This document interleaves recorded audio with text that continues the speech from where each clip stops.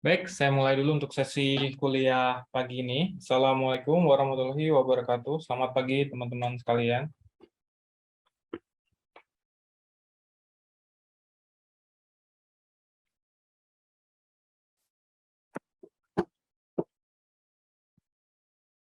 Selagi kita menunggu teman-teman yang join, oke, hari ini kita akan membahas materi yang ketiga, yaitu terkait web service. Saya tunjukin dates-nya dulu ya.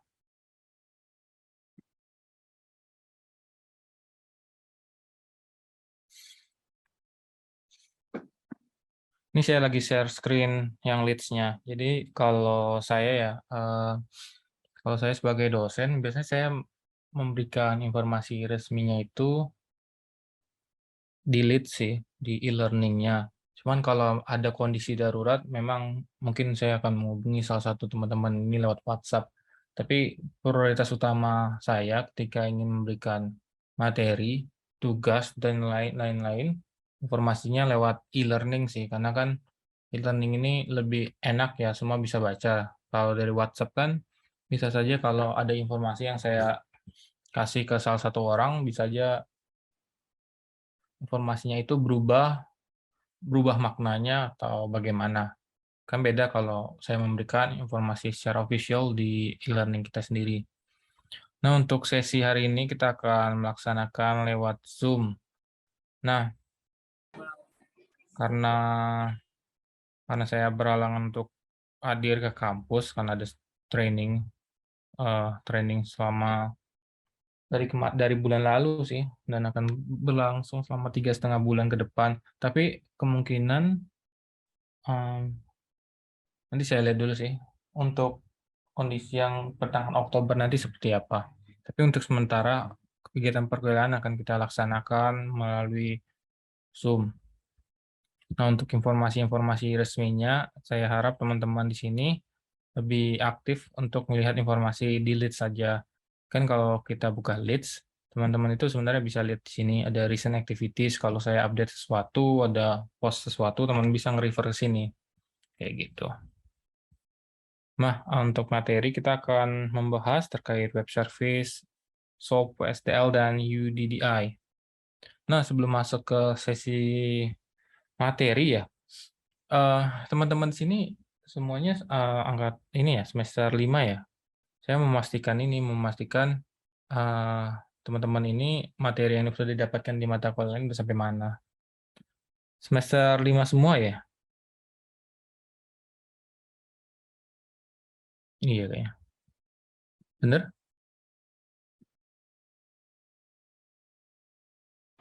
Betul, Pak. Oke, baik. Teman-teman jurusan informatika semua kan? Nggak mix ke jurusan lain. Baik. Iya, Pak, betul, Pak. Informatika. Semester lima itu baru belajar, kok pemrograman salah, salah matkul. Semester 5 itu baru belajar ini ya, pemrograman berorientasi objek ya? Untuk OOP itu udah semester 3 kemarin, Pak. Oh, baik. Oh iya, iya. Maka depannya 20, berarti semester 5 21 tadi semester 3. Oke, di sini ada 16 orang. Kita belajar OP. Soalnya untuk materi terkait perkuliahan seperti ini, memang kita butuh basic dari mata kuliah sebelumnya. Makanya mata kuliahnya diletakkan biasanya di semester, yang mengambil itu masih semester 5 atau di atasnya kayak gitu. Selain OOP berarti kan kalian pernah belajarnya pakai Java ya. Selain Java, bahasa lainnya Python ya. Iya, Pak, untuk Algo 2 itu Python, Algo 1 bahasa C. Untuk C, Python sama Java, kalian belajar language-nya saja atau ada framework yang digunakan? Framework itu yang lebih advance. Belum ada ya, masih bahasanya saja ya. Untuk seingat saya sih, Pak, bahasanya aja sih, Pak, yang Algo 1 sama 2. Kalau Java juga masih ini kan, belajar Java-nya saja kan, belum ada yang membahas kayak framework Spring Boot belum ada kan ya. Kemarin pembelajaran pakai ditambah dengan Oracle, Pak, dari yang Oracle. Oracle itu bukan framework-nya, Oracle itu perusahaan, terus dia memprovide ini sih salah satu training aja sih.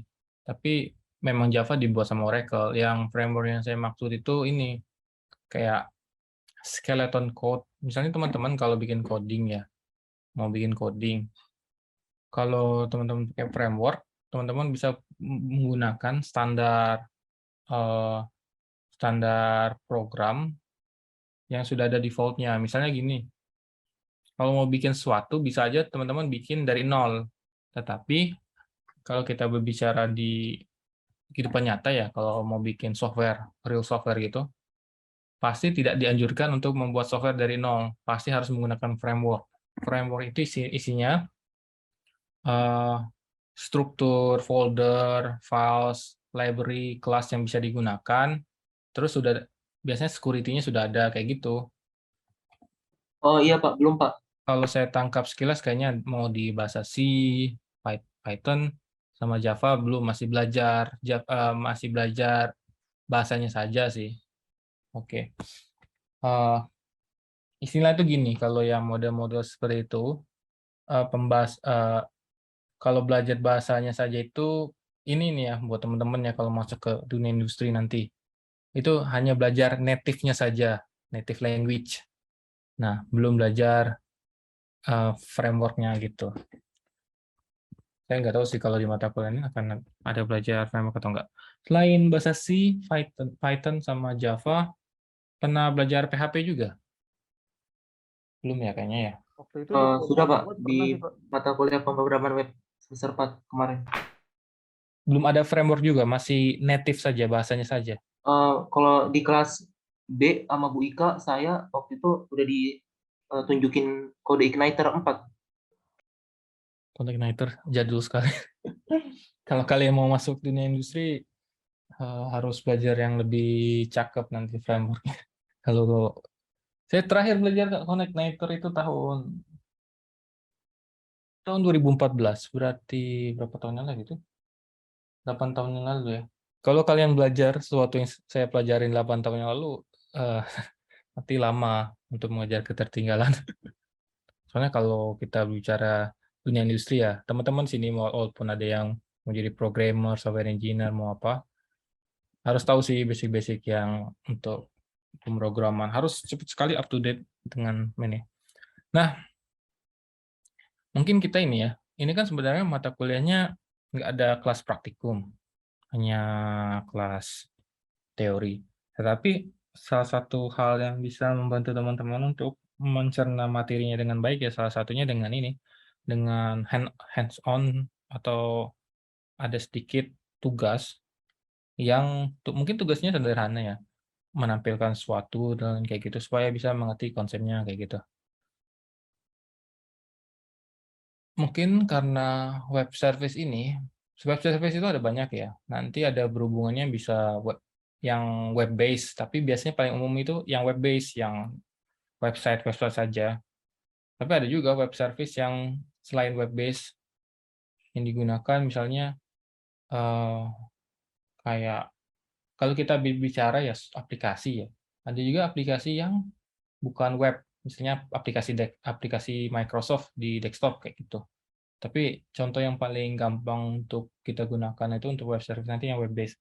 Nah, sekalian sambil jalan supaya bisa ini ya, supaya bisa mengerti juga cara penggunaan web service sama nanti saya sedikit ajarin framework biar biar kalau teman-teman apalagi yang teman-teman yang tarik lebih lanjut ya untuk pemrograman web apalagi yang uh, punya punya project di luar kuliah atau gimana teman-teman bisa gunakan itu untuk langsung terjun di lapangan teman-teman nggak harus nunggu sampai lulus dulu baru bisa bikin program karena peluang untuk bikin sesuatu tuh sangat besar sih apalagi untuk bidang industri kita ya industri IT itu sangat-sangat hot dan akan terus berlanjut sampai ke depannya. Mungkin untuk mempermudah, nanti saya akan kasih contohnya pakai PHP.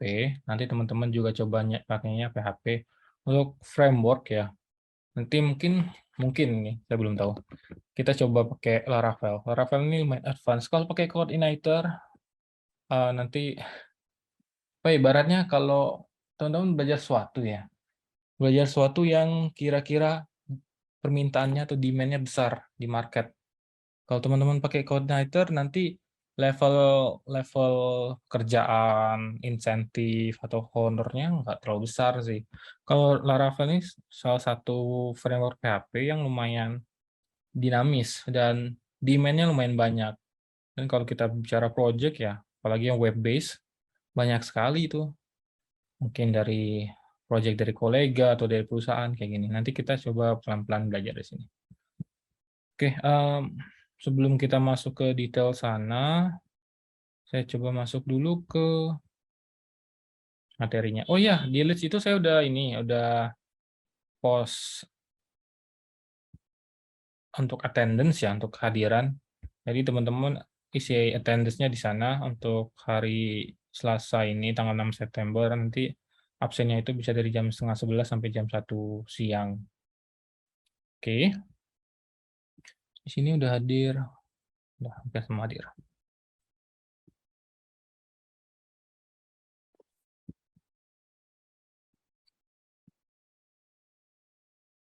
Saya share screen dulu.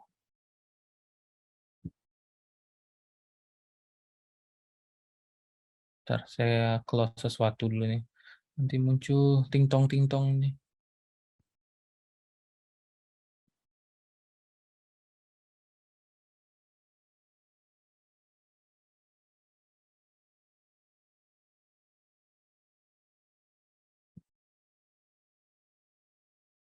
Saya close dulu WhatsApp saya.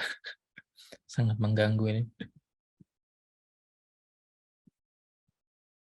Oke, WhatsApp sudah saya close. Saya share screen ya. Desktop.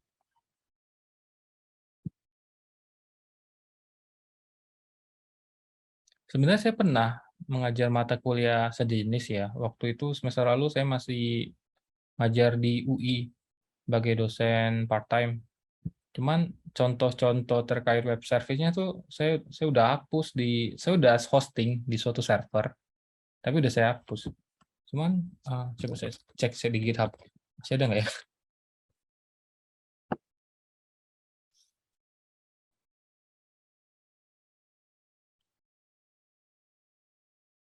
Jadi teman-teman mahasiswa yang ngambil mata kuliah sejenis itu kemarin, mereka mencoba bikin web service-nya bagaimana. Jadi kalau kita berbicara web service, ada kliennya, ada servernya, kayak gitu.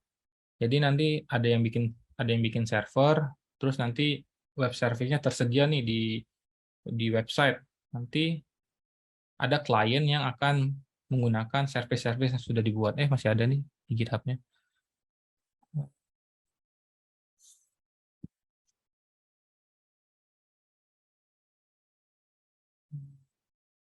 Oke.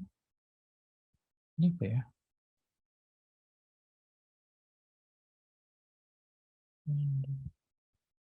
Bentar. Oh, ini beda. Ini materi lain.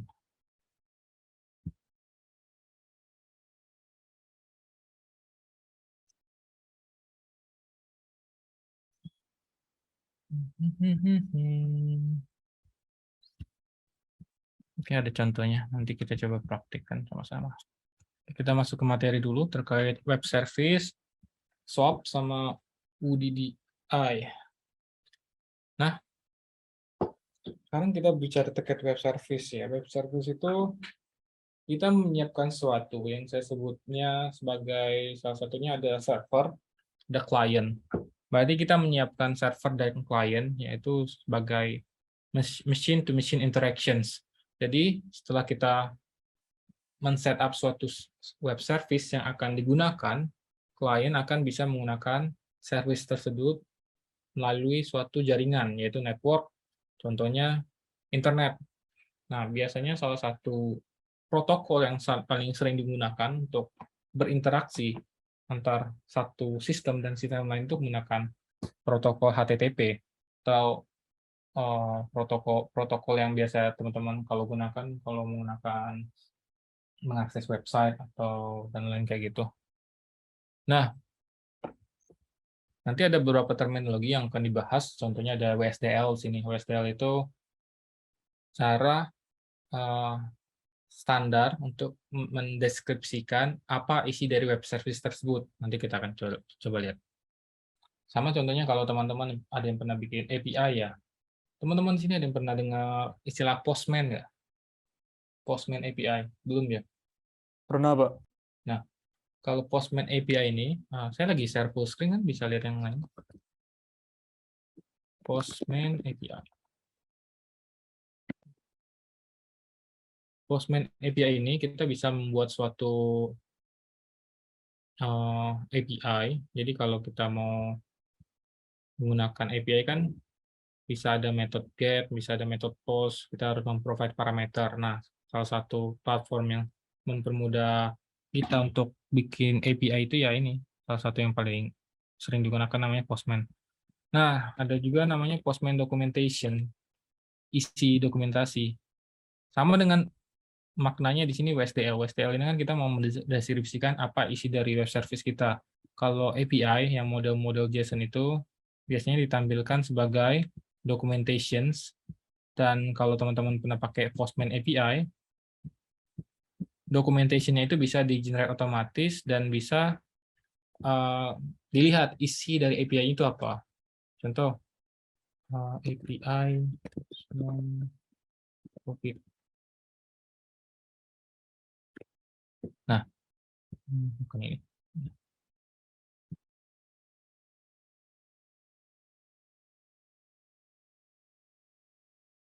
Nah, kalau di level API ada istilahnya dokumentasi, model-modelnya seperti ini kalau dia pakai Postman. Kita bisa lihat endpoint-nya apa, contoh request-nya apa, body yang bisa digunakan apa, dan response-nya apa. Sama dengan kalau istilahnya di web service.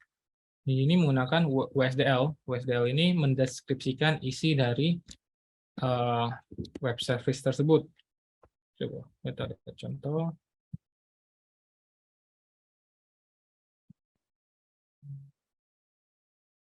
Nah, saya mau nunjukin yang bukan versi code-nya, versi yang dokumentasi. WSDL.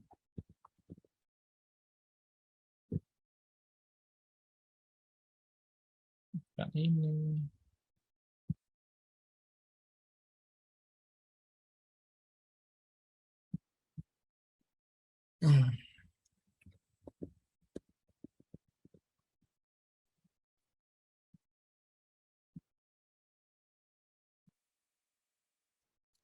Nyari contohnya agak susah sih karena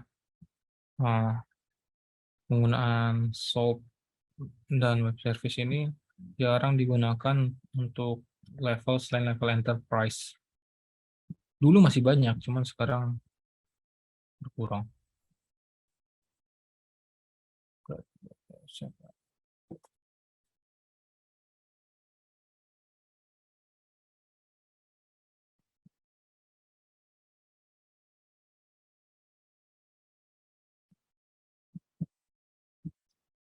WSDL.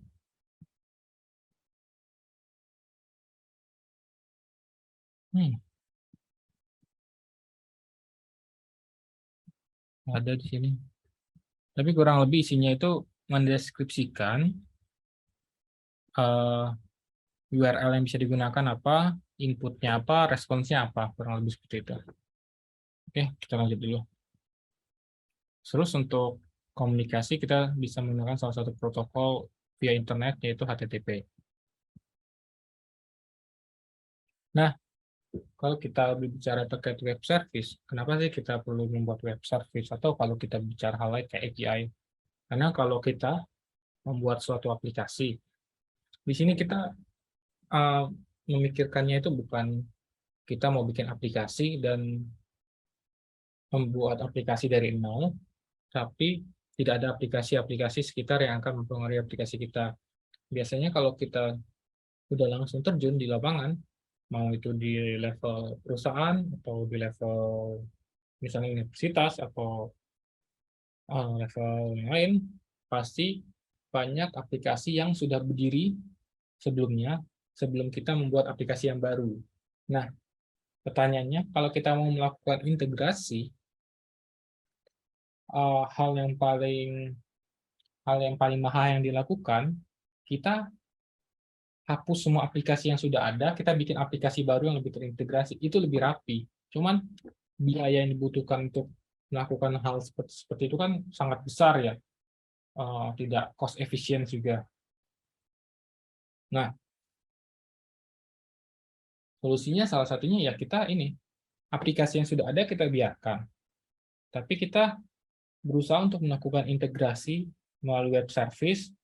Jadi aplikasi yang sudah ada ini dia akan, kalau bisa, dia akan memprovide suatu service yang akan digunakan oleh aplikasi yang baru. Itu salah satu contoh kenapa kita bisa menggunakan web service untuk melakukan komunikasi antar satu sistem dan satu sistem yang lain. Terus pertanyaannya, apakah kita perlu mencocokkan, misalnya aplikasi yang dibangun sebelumnya menggunakan language Java, apakah aplikasi baru perlu menggunakan language Java juga? Nggak harus, karena kan di sini kita menggunakan protokol HTTP, kita menggunakan web service. Jadi kita menggunakan suatu yang lebih umum yang bisa digunakan tanpa harus mempertimbangkan language apa yang digunakan dari setiap aplikasi yang ada. Dan hal ini sudah sangat umum terjadi. Salah satu contohnya ada di suatu universitas, untuk sistem akademik mereka menggunakan Codeigniter kalau nggak salah ya. Nah, ada juga aplikasi yang itu Codeigniter itu PHP, basisnya PHP. Ada juga yang menggunakan framework lain namanya YII, tapi dia PHP juga, PHP base. Tapi seiring berjalannya waktu, mereka mau bertransisi ke yang object oriented nih, menggunakan Java, dan frameworknya dia bisa menggunakan Spring Boot. Ada juga aplikasi di fakultas lain mereka menggunakan Python, mereka menggunakan framework Django. Nah, hal-hal seperti itu kan cara kita mengeliminasi aplikasi-aplikasi yang berdiri sendiri ini, atau istilah teknisnya itu aplikasi-aplikasi ini tersilo,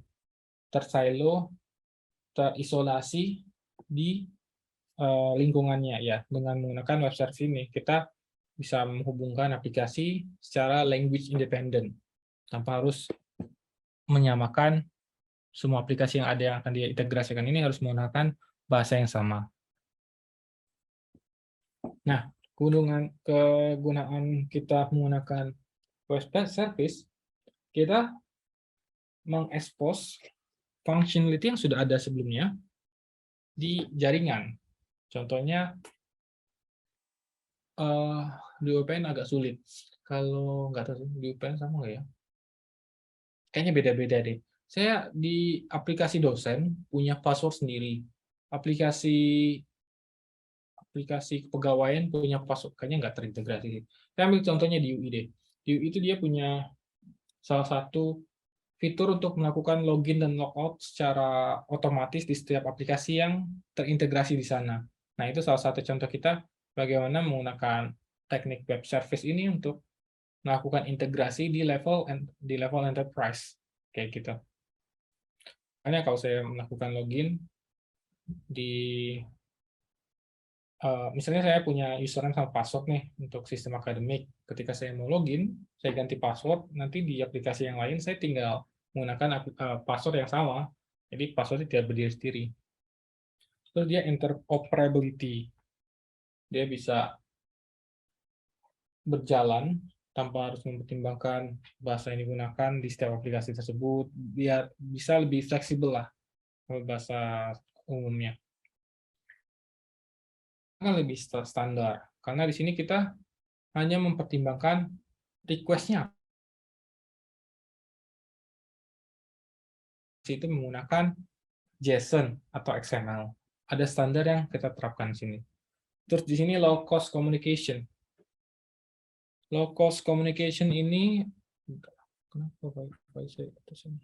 low cost communication ini karena kita menggunakan jaringan internet, kita tidak perlu mempertimbangkan infrastruktur yang lumayan ribet untuk melakukan integrasi antara satu aplikasi yang lain. Beda kalau kita berbicara ya, misalnya di komputer di lab saja ya, satu komputer dan komputer yang lain, mereka terhubung dengan jaringan LAN, local area network, supaya bisa terhubung. Terus juga web service ini kita harus mengedepankan paradigma bahwa komponen-komponen aplikasi yang akan kita gunakan itu bisa digunakan kembali ke depannya. Dan salah satu teknik supaya kita bisa eh, menggunakan kembali atau menggunakan komponen yang reachable, ya dengan ini, dengan merencanakan jangka panjang. Kalau di perusahaan itu ada namanya IT blueprint. Untuk 1 tahun ke depan kita mau bikin apa, 3 tahun ke depan mau bikin apa, 5 tahun ke depan bikin apa, 10 tahun ke depan bikin apa. Dengan adanya seperti itu, IT blueprint itu akan selalu bisa dijadikan panduan supaya bagaimana cara kita untuk mengembangkan aplikasi yang sudah ada, dan kita akan memprediksi 3 tahun lagi apa kebutuhan kita ke depannya, 5 tahun lagi apa yang kita butuhkan ke depannya, seperti itu. Nah, web service ini karena kita mengekspos, ada juga yang public, ada juga yang private. Nah, dia ini kita bisa punya web service, dan ketika ada aplikasi-aplikasi yang lain mengakses, itu kan ada juga mungkin informasi yang di web service itu mungkin ada yang biasa saja, ada juga yang sensitif data. Nah, karena kita menggunakan protokol yang sudah terstandar, biasanya lumayan cukup berjamin apakah dia bisa melewati firewall dari suatu jaringan atau tidak.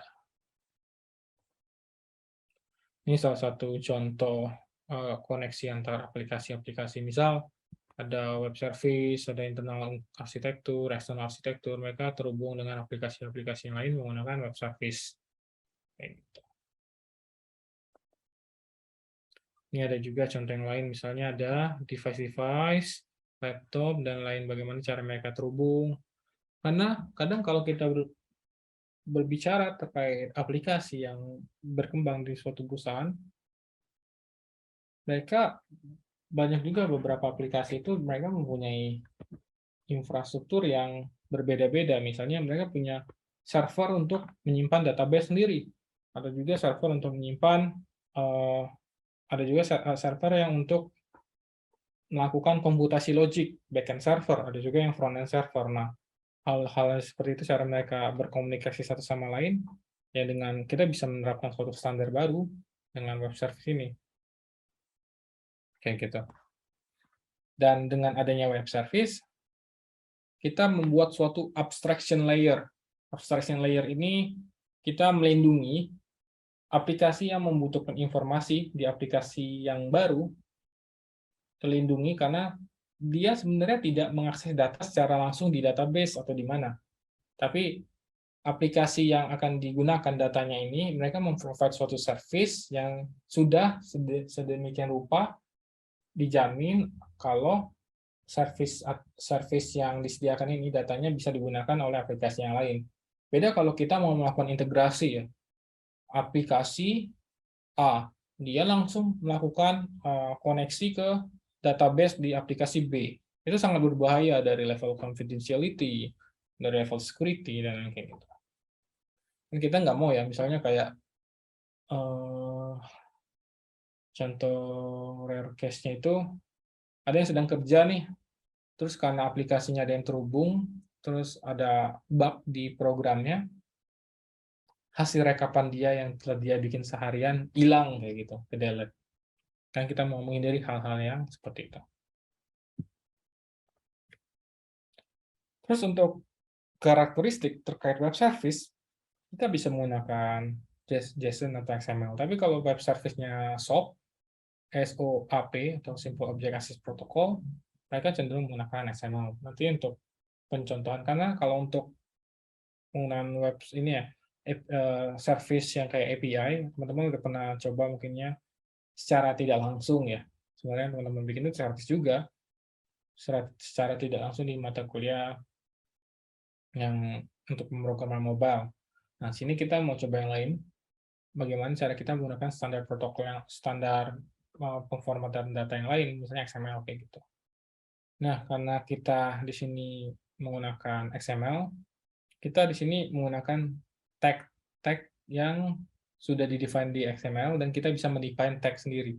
Ya, di mata kuliah di sesi sebelumnya itu kan saya menjelaskan tuh ada tag-tag yang bisa kita definisikan, misalnya ada tag person. Beda kalau kita bicara HTML. HTML juga punya tag, tapi itu tagnya sudah di-predefine sesuai dengan standar yang ada. Tapi XML kita bisa melakukan pembuatan tag-tag sendiri. Terus untuk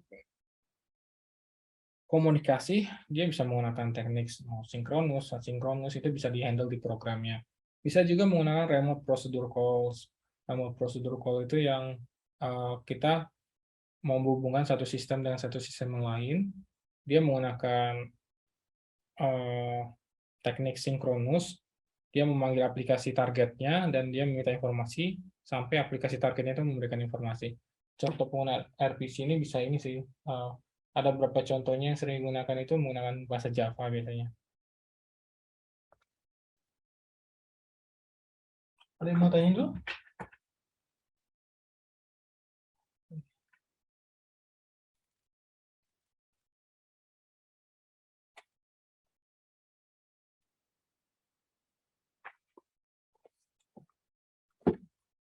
Belum ada ya? Kalau dari saya belum ada, Pak.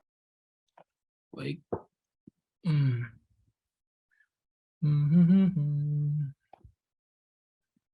Oke, saya lanjut dulu. Nah, kita nanti untuk pencontohan ya penggunaan web service supaya lebih kebayang, kita akan menggunakan SOAP. SOAP ini kayak bahasa Inggris sabun ya, tapi bukan sabun ya. SOAP ini Simple Object Access Protocol. Nah, kita akan menggunakan XML terus. Salah satu standar meta language untuk mendeskripsikan service yang ditawarkan menggunakan SOAP ini yaitu dengan WSDL. WSDL itu kalau nggak salah Web Service Description Language. Intinya dokumentasi sih.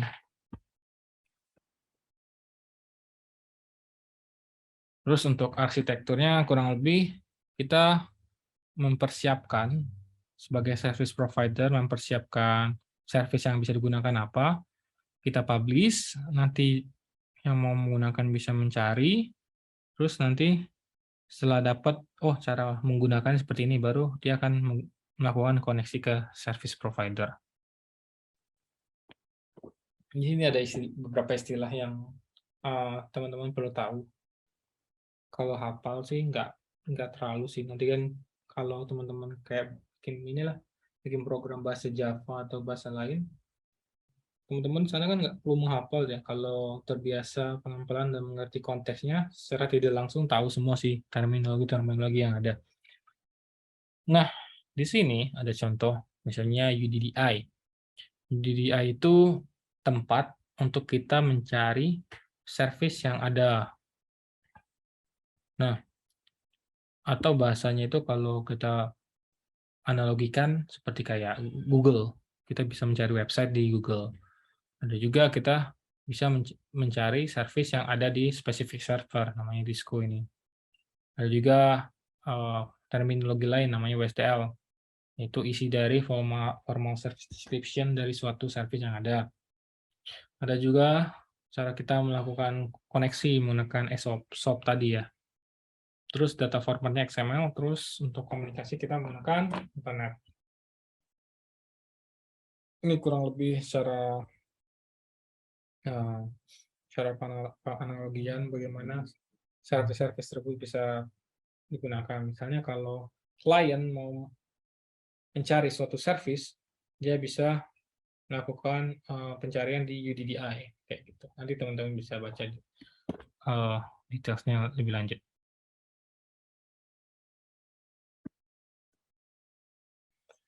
Oke, jadi XML ini kalau kita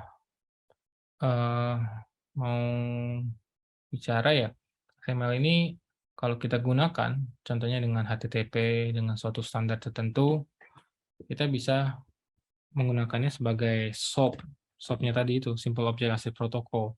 di mana kita bisa melakukan komunikasi antar aplikasi dengan suatu standar protokol yang ada. Dan perlu diingat juga, karena kita mau melakukan integrasi di sini, kita harus mempertimbangkan bahwa service-service yang kita bangun ini dia platform independent atau language independent. Jadi kita membuat sesuatu yang bukan hanya akan digunakan di level mobile saja, bukan hanya di level bahasa Java saja, bahasa Python saja, kayak gitu.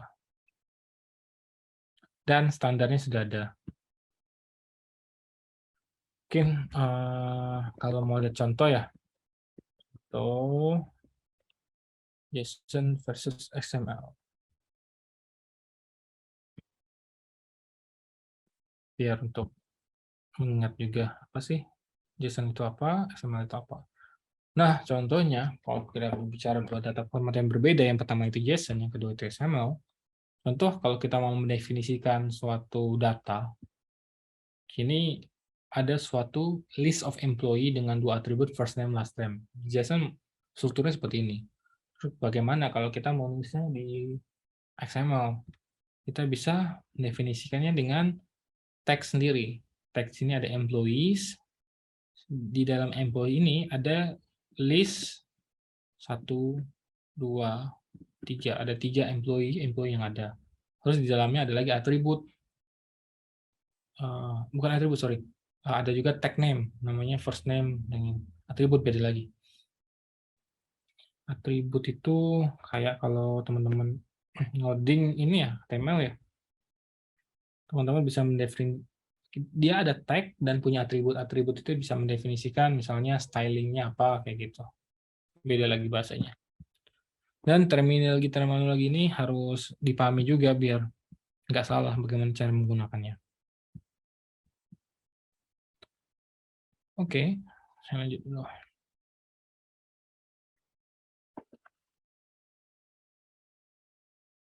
Nah, ketika kita melakukan komunikasi antar program, kita bisa menggunakan juga selain web service yang SOAP ya, kita juga bisa menggunakan remote procedure calls. Kalau teman-teman mau lihat contoh remote procedure call, bisa cari sendiri di internet sih. Contohnya biasa menggunakan bahasa Java, tapi untuk sesi ini kita nggak usah terlalu fokus ke teknis terkait RPG-nya itu. Kita coba untuk bikin simple website yang akan menawarkan service menggunakan SOAP tadi.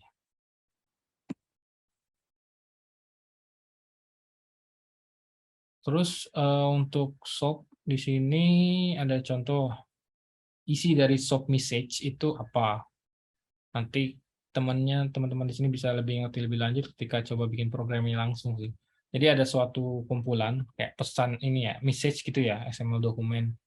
Dalam-dalamnya itu apa saja biar bisa membentuk satu kesatuan SOAP yang standar. Misalnya ada header, ada body kayak gitu. Kayak teman-teman kalau mau mengirim surat pasti kan menggunakan struktur yang ini ya, struktur tertentu kayak gitu. Terus untuk building blocks dari SOAP ini biasanya ada envelope, header, body element, sama form. Nanti kita coba langsung di codingnya. Kira-kira gimana sih yang dimaksud envelope?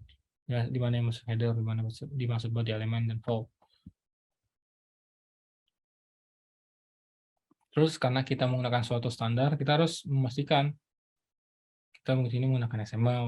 Terus cara penulisannya juga mengikuti standar SOAP yang sudah ada. Ini salah satu contoh dari SOAP message, misalnya di sini ada kita mendefinisikan XML version kita ini berapa, isinya apa, headernya apa, body-nya apa, kayak gitu. Ntar kita coba langsung di coding. Kayak gini, ada juga isi dalamnya apa, headernya apa, terus ada juga tipe namanya atribut aktor di sini, dan ada juga tipe atribut lain yang bisa digunakan. Nanti untuk detailnya kita coba bikin programnya supaya lebih mengerti cara kita untuk menggunakannya itu bagaimana sih. Nah, kalau untuk misalnya teman-teman udah bikin nih kliennya,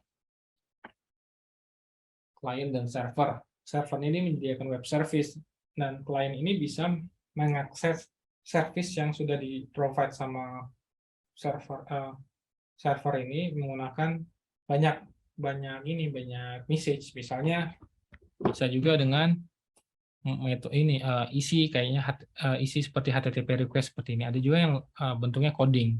Tapi ini cuma dicontoh doang. Kita mau di sini kita menggunakan metode namanya post di URL dengan protokol HTTP 1.1. HTTP ini ada banyak, ada 1.1 dan 1.0 kalau nggak salah ya. Terus target kita di halaman IP address-nya ini, kita inginkan content type-nya teks dan content link kayak gini, kayak gitu. Nanti server akan memprovide respons dari aplikasi yang sudah kita bikin.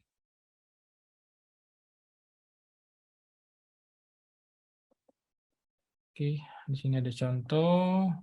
Terus ini WSDL tadi sudah saya jelaskan ya, terkait pendeskripsian dari service tersebut, dan sini ada UDDI juga. Oke, sebelum masuk ke hands-on ya, nyobain langsung isi dari XML ini, ada mau tanya dulu nggak? Nanti setelah ya, kita coba praktekkan bersama-sama cara menulis program, terus menampilkannya seperti apa, baru nanti teman-teman saya minta untuk bikin aplikasi-aplikasi. Mungkin ini ya, topik, misalnya kan kita kan sini bicara terkait service nih.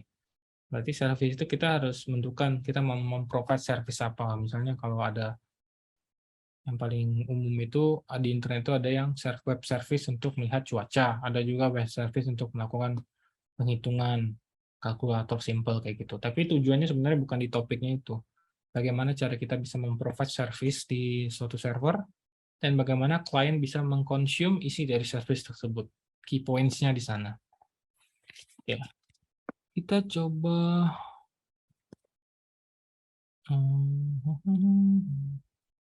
bentar, saya cek dulu ya. Sampai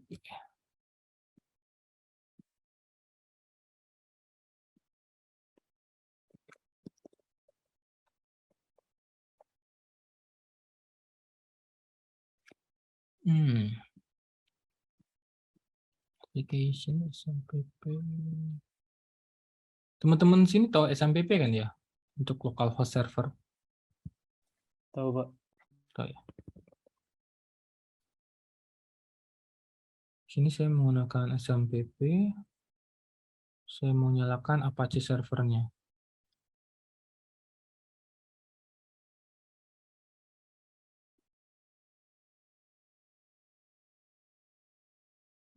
Sama juga. Localhost. Oke, SMPP saya sudah jalan. Terus di sini ada htdocs. Kita bisa mendefinisikan website yang mau kita bikin. Saya bikin sini foldernya UPnPG. PNPG.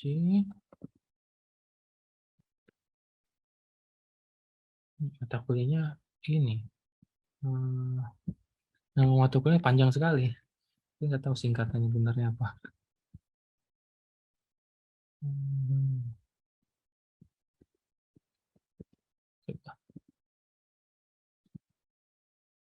PPLBS.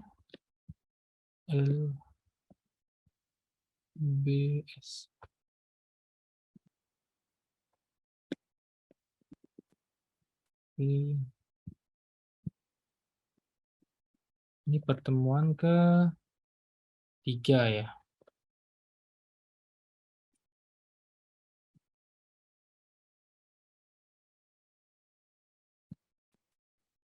PPBLS.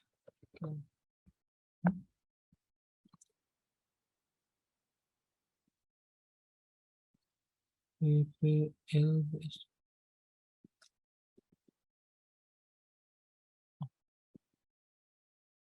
Oh, typo. Oke. Saya sudah bikin direktorinya di sini. Saya mau pakai PHP nih. Terus di sini saya pakai PHP Storm. Bebas teman-teman pakai apa aja.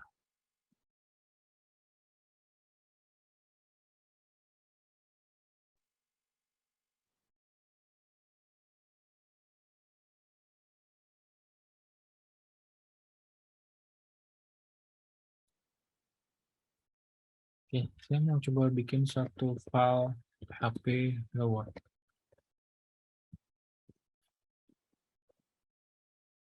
Itu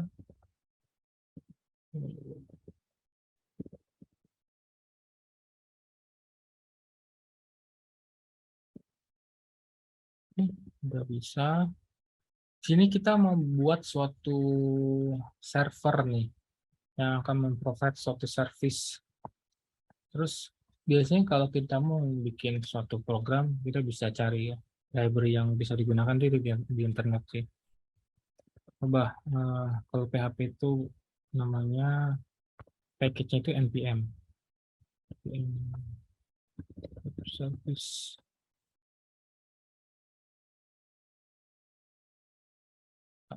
npm soap.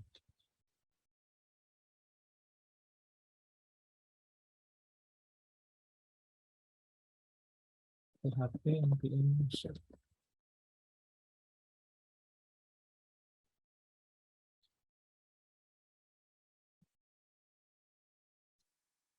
.js. Di sini dia menggunakan apa ya? Musuh.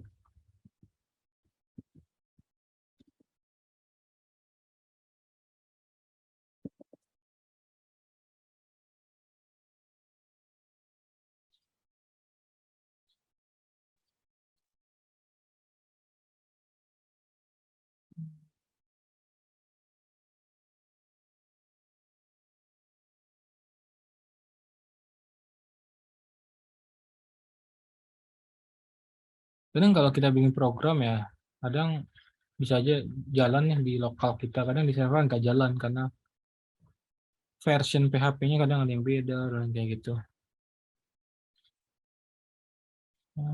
Musuh.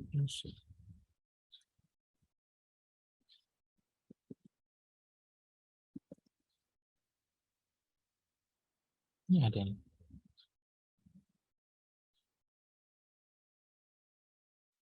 Oke. Saya mau download library-nya.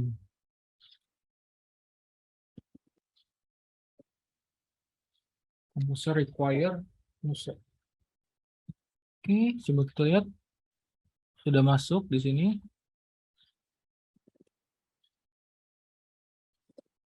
Kita mau kayak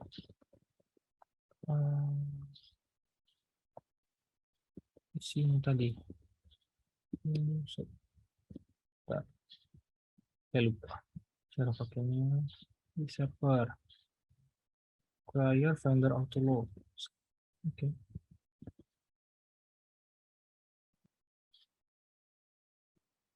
Nah, require vendor autoload ini maknanya kita menggunakan semua library yang kita install di folder vendor.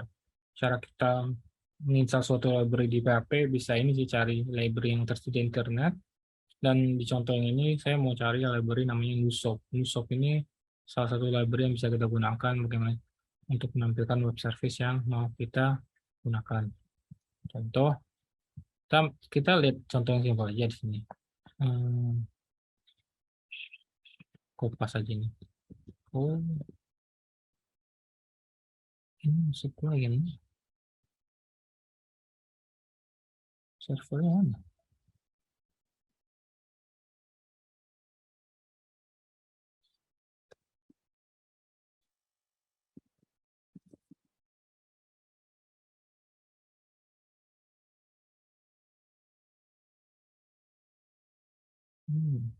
Di contoh di sini nggak ada servernya sih.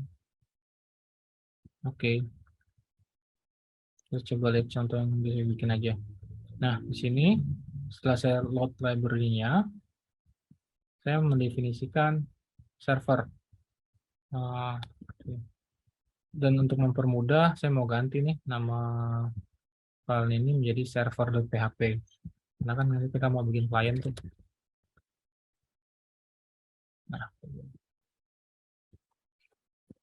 Nah, setelah mendefinisikannya, di sini ada kemarin tuh saya lihat sampel.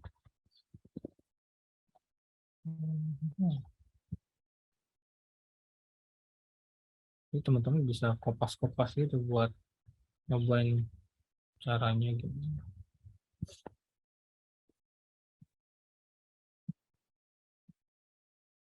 Nah, ini contohnya.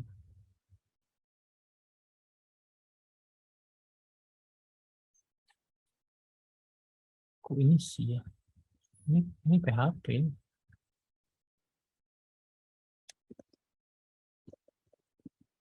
Ini oke. Kita coba dulu jalan kayak gitu.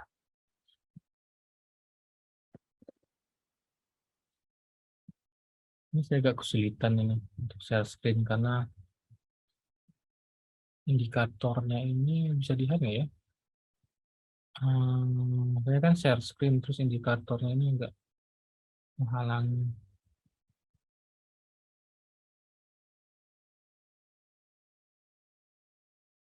Nggak tahu gimana. Oke, kita coba buka dulu.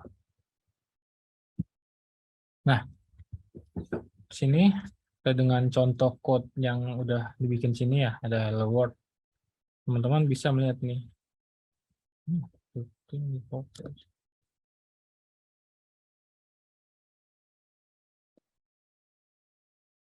Di sini teman-teman bisa lihat ada suatu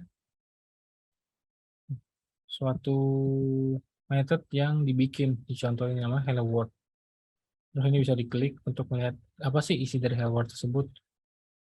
Ada inputnya dijelaskan di sini, ada juga outputnya. Nah, itu yang dimaksud dengan WSDL. Terus kalau mau lihat versi XML-nya di mana di sini? Ada masalah PHP version ini kayaknya. Saya coba ambil contoh yang saya bikin kemarin aja. Semoga bisa. Soalnya saya belum cek nih di MacBook saya ini PHP versinya support atau tidak.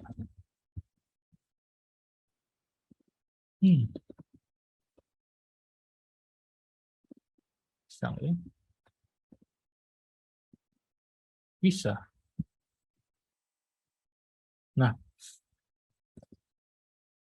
di sini dari contoh coding yang pernah saya bikin sebelumnya, ini ada metode untuk get message misalnya. Di sini ada get diagnose sama ada reformat data. Ini metode-metode yang bisa dibikin sendiri-sendiri sih. Terus contoh dari WSDL itu teman-teman bisa klik juga di sini. Ini auto generate ya, teman-teman definisiin di coding. Nanti halaman ini akan di-generate otomatis dengan library-nya. Terus teman-teman bisa lihat WSDL, isinya seperti apa sih yang dimaksud dengan WSDL itu. Contoh, ada message, ada method namanya message. Terus dia ada isinya itu bentuknya request. Requestnya apa sih? Dia minta name. Terus responnya kira-kira return untuk tipenya string. Kurang lebih seperti itu. Nanti teman-teman coba bikin web yang agak simple supaya kita bisa melihat contoh dari web service-nya. Nah, kita kan udah bikin satu file nih namanya server PHP. Terus ini sudah running. Saya mau mencontohkan dulu cara dia untuk mengkonsum informasi di sini kayak gimana. Kita bikin lagi nih, namanya client. Kita mensimulasikan ada server dan client. Client akan mengkonsum informasi yang sudah di-provide. Terus, kita buka di sini, ada client. Contoh, di sini kan,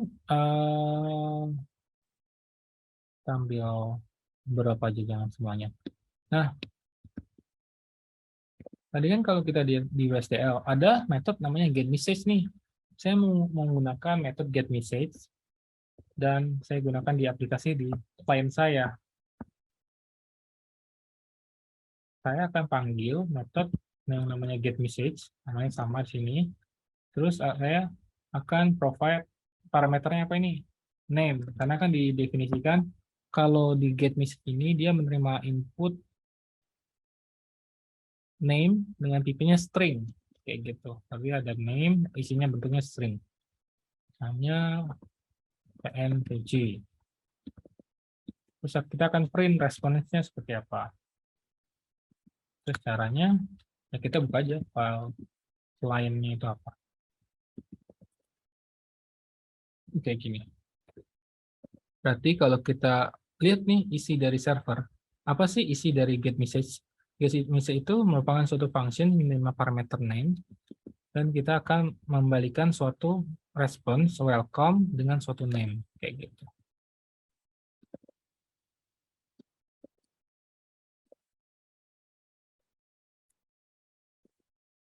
Nah, kurang lebih seperti itu. Jadi di sini kita punya server, kita punya klien yang akan mengkonsum isi dari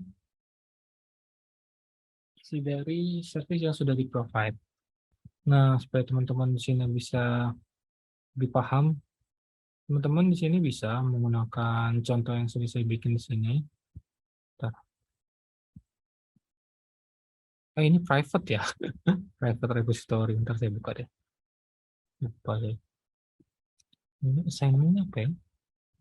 Lupa. Ya. Buka. Oke, contoh yang ini saya share, nanti teman-teman bisa lihat gimana sih cara bikin server.php-nya, bagaimana cara bikin client.php, isi dari WSDL-nya seperti apa, kayak gini. Teman-teman nanti bisa explore sendiri dulu. Saya copy dulu ya. Ntar saya bikin public dulu ini. Nanti teman-teman nggak bisa buka.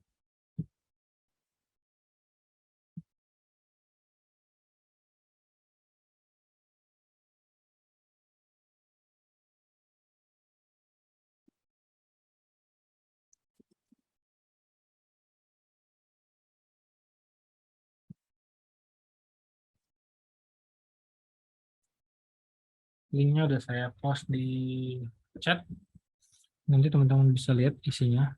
Nah, untuk tugasnya teman-teman di sini diminta untuk bikin suatu server juga. Kayak gini modelnya. Saya rinciin dulu ya. Saya mau buat tugasnya bikin server.php dan client.php. Jadi server.php akan menyediakan service dan client.php akan menggunakan service yang teman-teman sudah buat. Nah, teman-teman ini seperti apa? Teman-teman sini bikin juga minimal ada 3 methods di sini. Apa saja di dalamnya. Tapi sebelum bikin methodnya seperti apa, teman-teman harus menentukan topik dari service yang akan disediakan. Contohnya seperti kalkulator atau cuaca, kalkulator IPK, apa saja lah bebas. Cuaca, kayak gitu. Minimal ada 3 methods. Dan harus ada parameternya. Harus ada parameter yang digunakan. Jadi jangan hanya satu method, terus nggak ada parameter, hanya return hello world doang. Jadi kita mau manipulasi isinya.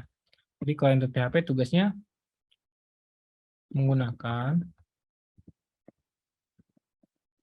methods yang sudah disediakan di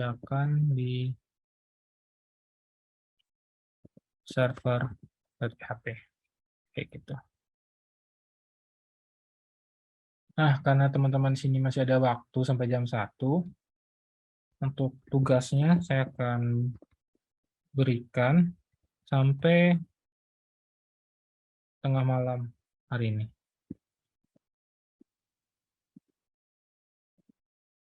Bikin fungsionalitasnya yang simpel saja sih, nggak usah yang terlalu ribet-ribet. Tujuannya di sini teman-teman bisa mengerti cara untuk membuat server itu seperti apa, WSDL seperti apa, format yang ada di dalamnya seperti apa, terus atribut-atribut yang bisa digunakan seperti apa, kayak gitu.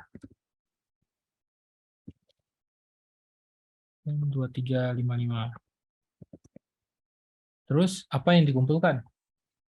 Dikumpulkannya itu dalam bentuk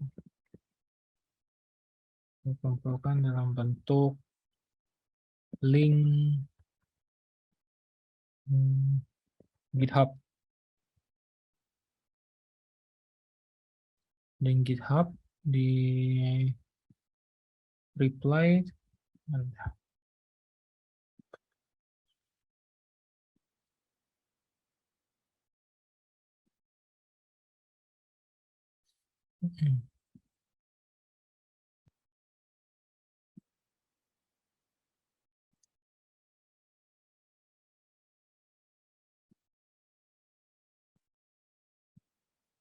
Nanti link teman-teman yang sudah dibikin repositorinya, nanti silakan reply di thread yang sama aja.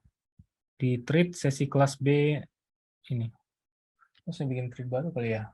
Tujuannya ini kenapa kita perlu bikin suatu repository di GitHub, terus bisa di-post di grup, biar teman-teman yang lain bisa, kalau ada yang mau melihat pekerjaan teman yang lain, mau bertukar pendapat, bisa melihat contoh yang ada. Oh iya, kalau teman-teman di sini tertarik untuk menggunakan bahasa selain PHP, dipersilakan. Jadi di sini kita tidak menlock kalau tugas ini hanya perlu digunakan menggunakan bahasa PHP. Teman-teman bisa menggunakan Java, bisa menggunakan C#, bisa menggunakan Python, bahasa apa saja. Tapi tujuannya kita mau menampilkan servernya, menyediakan service apa saja, dan bagaimana cara kliennya itu menggunakan service yang sudah disediakan, kayak gitu. Nanti di reply aja di sini, oke? Di reply sebut basic aja sih di sini. Link GitHub.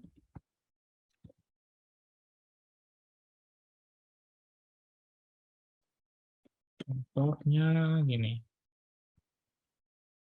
Nama, name, link GitHub.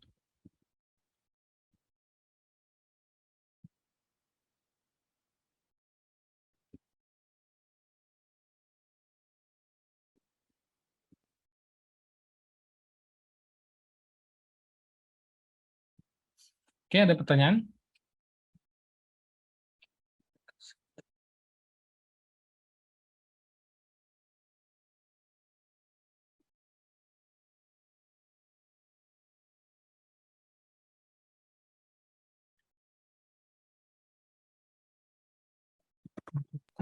Izin bertanya, Pak.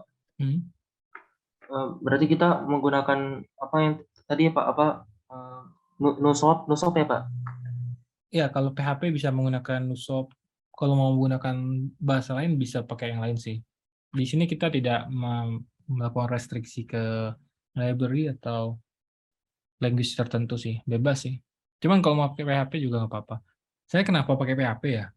Lebih ringan sih di laptop saya. Kalau Java agak berat sedikit, agak panas lah ibaratnya kayak gitu. Oke, baik, Pak. Oke, tentukan topik dari service yang akan disediakan. Contohnya seperti kalkulator, cuaca. Minimal 3 meters, harus ada parameter yang digunakan. Dari klaim PHP menggunakan meters yang sudah disediakan di server. Deadline ini 61.2002. Contoh pengumpulan.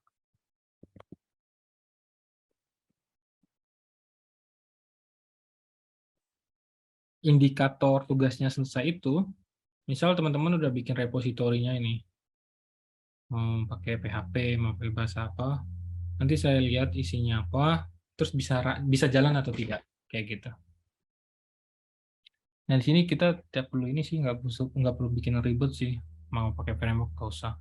Bikin yang simple saja, plain code juga nggak apa-apa, yang penting jalan, kayak gitu. Oke, kalau tidak ada pertanyaan, ini akan saya post di notes-nya, akan saya post di sini ya, di leads-nya.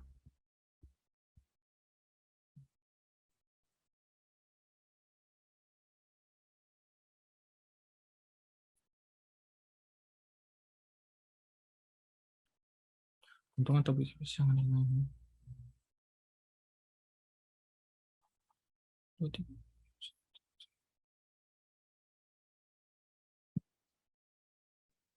Oke, sudah saya post. Tugas 1 ada server PHP, tentukan topik, minimal 3 meters, product line PHP, deadline-nya ini, hari ini ya. Karena kalau ditunda, takutnya makin lupa cara bikinnya kayak gimana, kayak gitu. Mumpung masih ada waktu sampai jam 1, teman-teman bisa manfaatin dulu. Ada nama, NIM, sama link GitHub-nya. Oke, masih ada yang tanya? Kalau tidak ada yang mau tanyain lagi, saya tutup supaya teman-teman bisa coba bikin server sama klien dari web service-nya. Gimana? Izin bertanya kembali, Pak. Yap. Untuk mata kuliah ini nanti UAS-nya itu bentuknya tertulis atau ada proyeknya juga atau bagaimana, Pak? Mungkin UAS-nya ini bentuknya tertulis sih, cuman untuk details-nya ya, UTS UAS-nya perlu dikoordinasikan lagi dengan tim dosen, karena di sini kan ada 2 kelas nih nanti. Ada kelas A dan kelas B. Nanti biasanya kayak gimana nanti akan didiskusikan lebih lanjut. Tapi kan karena ini basic kuliahnya itu sebenarnya mata kuliah teori ya, nggak ada kelas praktikum. Biasanya UTS UAS-nya bentuknya ini sih, bentuknya mengarah ke tertulis sih, kayak gitu. Bukan project base, hasilnya bukan project base. Nggak ada Ya, oh, baik, Pak. Terima kasih, Pak. Ada lagi? Oh ya, absen jangan lupa ya. Oh, Ya, jangan, saya sudah, Pak. jangan sampai ini, jangan sampai besok tiba-tiba, Pak saya lupa absen. Oh, repot ya. Oke, kalau tidak ada yang ditanyakan lagi, silakan teman-teman kerjakan. Estimasi saya ya untuk tugas ini nggak susah kok. Tapi karena teman-teman di sini baru nyobain, ya mungkin butuh waktu sekitar 2 jam, 3 jam, kayak gitu. Supaya teman-teman kan ada proses belajar ya. Nanti kan yang akan ngerti secara sendiri, oh gini nih bikin kayak gini, oh gini, kayak gini. Cuman untuk deadline sampai tengah malam ini, saya kasih perpanjangan saja, tetap bisa kekejar kok. Tapi kalau dikasih deadline lebih dari 1 hari, nanti mumpung teman-teman lagi habis ngerti nih pembahasannya, langsung dipraktekkan saja. Toh kita kan masih sebenarnya kan sampai jam 1 ya. Teman-teman bisa memanfaatkan waktunya dengan baik. Oke. Baik, kalau tidak ada, saya tutup dulu untuk sesi hari ini. Untuk pertanyaan, kalau ada pertanyaan lebih lanjut, kalau ada yang mau tanyakan secara publik, bisa tanya di e-learning atau di Leads, atau kalau mau tanya sedikit private, bisa lewat Google Chat yang di Gmail. Karena ada juga yang, oh Pak, saya bingung ini kayak gitu, atau mau pertanyaan secara umum bisa di Leads juga. Saya biasanya jarang kalau pakai WhatsApp ya, kecuali bukan pengumumannya official, model-model seperti itu sih. Baik, kalau tidak ada pertanyaan saya tutup dulu. Terima kasih atas kehadiran teman-teman. Wassalamualaikum warahmatullahi wabarakatuh. Waalaikumsalam warahmatullahi wabarakatuh. Terima kasih, Pak. Sama-sama.